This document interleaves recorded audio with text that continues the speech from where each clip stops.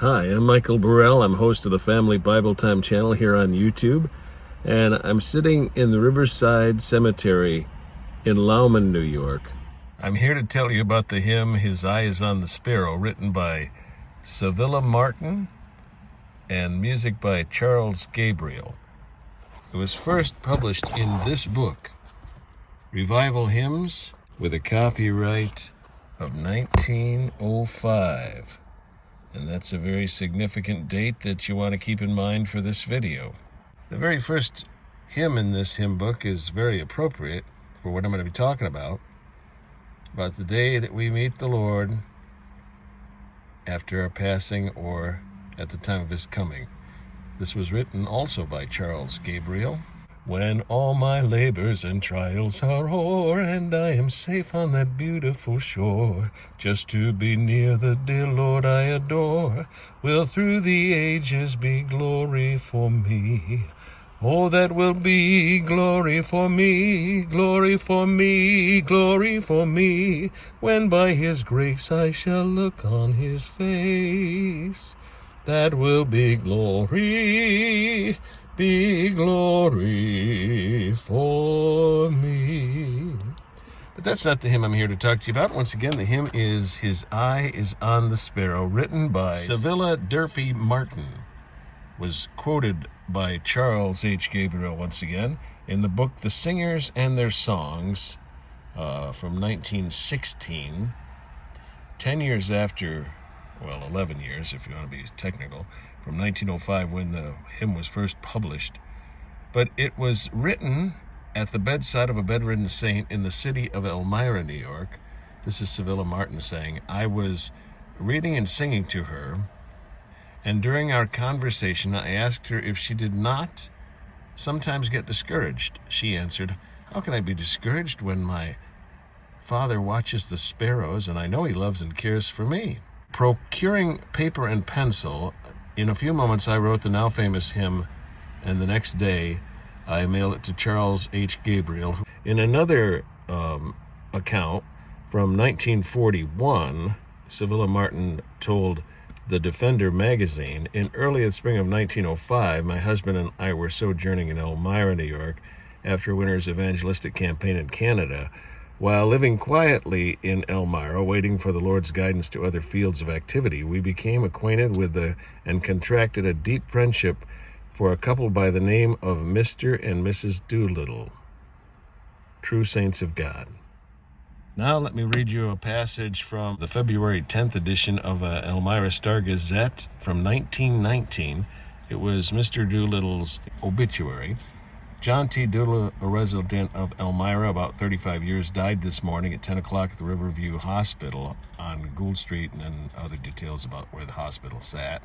The descendant was 76 years old and had been a cripple many years, in which he rode in a tricycle through the city streets. Mr. Doolittle was an enthusiastic class leader of the Heading Methodist Episcopal Church many years, and often carried a bulletin board on the rear of his tricycle on which were placed scriptural quotations and other statements of a churchly order.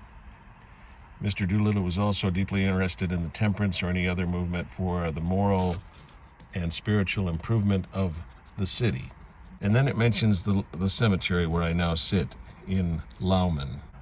Often carried a bulletin board on the rear of his tricycle on which were placed scriptural quotations and other statements of a churchly order. Now let's not start a rumor, but I make a joke about that, in that maybe Mr. Doolittle was the guy that invented the bumper sticker way back in, the early 1900s. Now Mrs. Doolittle's obituary. Mrs. Catherine Doolittle, aged 54 years, died at the home 420 West Gray Street this morning. Her husband, John T. Doolittle, and two sisters, Mrs. William D. Chapman of Canada, survive. The funeral will be held at the house Saturday morning, 11 o'clock. Burial will be in the Riverside Cemetery below Lauman, which is the cemetery from which I now speak. And here are the graves of Mr. and Mrs. Doolittle. You notice on top it gives the first name of Mrs. Doolittle. It was Catherine.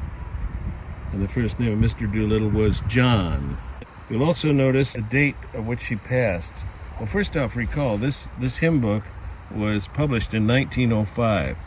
Sevilla Martin, in her comments that I mentioned earlier, said that it was in the spring of 1905 where she visited Mrs. Doolittle and was inspired for the hymn. Look when Catherine died. September 21st, 1905. That's today's date as I make this video and post it on YouTube. It's the 21st, 120 years after her passing. Notice Mr. Doolittle's gravestone. You notice anything about it? Well, first we see he was born in 1841. But why isn't there a date of his passing? Because he didn't have any children. They didn't have children. And there was no one to take care of that for him when he passed away.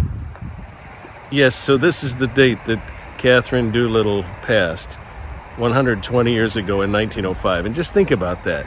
It mentioned that Mrs. Martin met with her in the spring of 1905. And just a few months later, in September of that year, she passed away. Notice also that there's room, an inscription could be added here. Perhaps a few lines of the song that she inspired? I like to think so. Mr. Doolittle's passing date was not posted there. I would like to see that added to that. In fact, today was the day that I'd hoped that we could have a memorial service here for Mrs. Doolittle and unveil these stones with those inscriptions placed on it. Now, it didn't happen, but I did get to speak at a church this morning, the Twin Tiers Christian Church in Gang Mills, New York, and I appreciate so much them having me come by and give them this information and also sing the hymn, which I hope to do here in just a moment. And, this song is usually sung sort of loathsome-like, like, why should I feel discouraged? Why should the shadows come? And I really don't think it was written with that feeling involved. I mean, because you think about it, Mrs. Doolittle had been stuck in bed for 20 years. Can you imagine the joy and excitement that she would have each spring as she got to open the window in her home? I mean, this is 1905.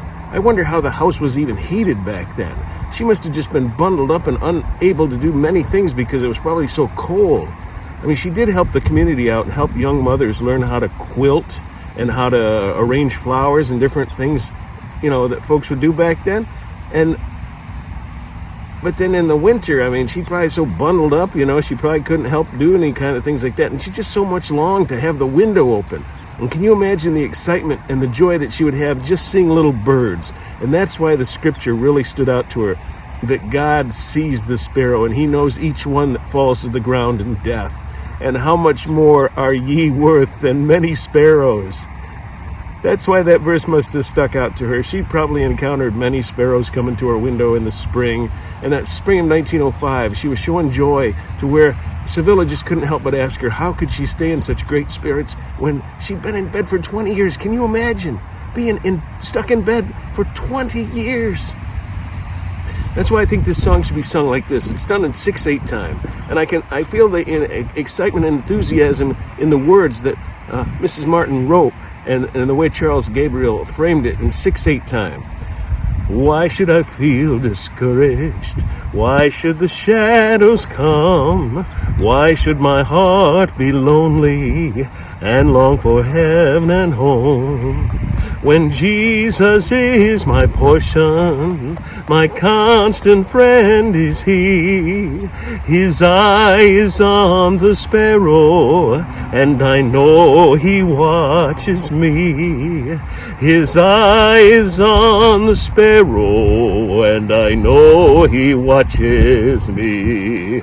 I sing because I'm happy. I sing because I'm free. For his eye is on the sparrow, and I know he watches me. Let not your heart be troubled. His tender word I hear, and resting on his goodness, I lose my doubt and fear. Though by the path he leadeth, but one step I may see. His eye is on the sparrow, and I know he watches me. His eye is on the sparrow, and I know he watches me. Whenever I am tempted, whenever clouds arise, when songs give place to sighing, when hope within me dies, I draw the closer to him, from care he sets me free. His eye is on the sparrow, and I know he watches me. His eye is on the sparrow, and I know he watches me. I sing because I'm happy. I sing because I'm free.